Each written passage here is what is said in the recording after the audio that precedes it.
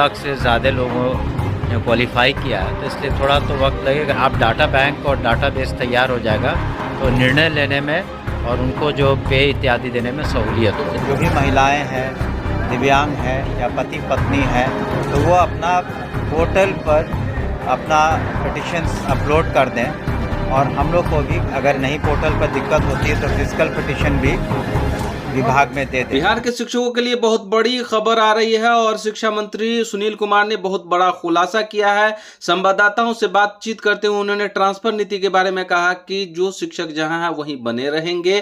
खास करके महिलाओं और दिव्यांग और पति पत्नी वाले शिक्षकों के लिए उन्होंने कहा कि वैसे शिक्षक जिनको दूसरा जिला आवंटित हो गया है, वैसे शिक्षक हमें ऑनलाइन या ऑफलाइन आवेदन दे सकते हैं, उनके लिए भी हम अच्छा कर रहे हैं। आइए सुनाते हैं पूरी जानकारी उन्होंने क्या कुछ कहा। शिक्षा मंत्री सुनील कुमार है।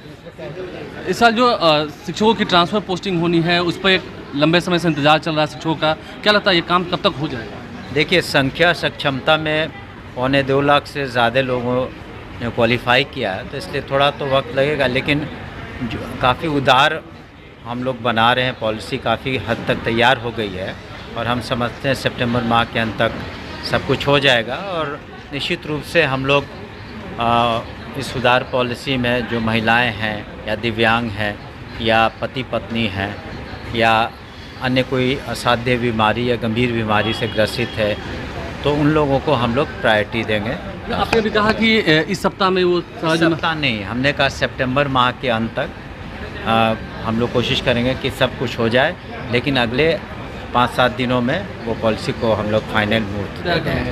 एक छोटा सवाल ये है कि कल जो आपके विभाग से आदेश निकला है कि शिक्षकों को ऑनलाइन अटेंडेंस बनाना पड़ेगा तभी उनकी सैलरी रिलीज होगी, क्योंकि अब त्यौहार का सीजन आ रहा है, तो वो कह रहे हैं कई ऐसे दूर दराज के इलाके हैं जहाँ पर नेट सेवा जो है काम नहीं करती है। नहीं, देखिए, इस बात को समझने का प्रयास करिए कि हम लोग धीरे धीरे जो टेक्नोलॉजी का यूज़ करें उसको बेहतर तरीके से, लेकिन जब भी आप कोई नई व्यवस्था लाते हैं तो उसमें अड़चनें आती हैं। कहीं पर निश्चित रूप से दूर दराज इलाके में कनेक्टिविटी का प्रॉब्लम होता है, लेकिन ऐसा नहीं है कि हम लोग और अल्टरनेटिव नहीं ढूंढ लेंगे, लेकिन अधिकांश लोग हम लोग के डाटा बैंक में आ जाएंगे तो भविष्य में भी सहूलियत होगी।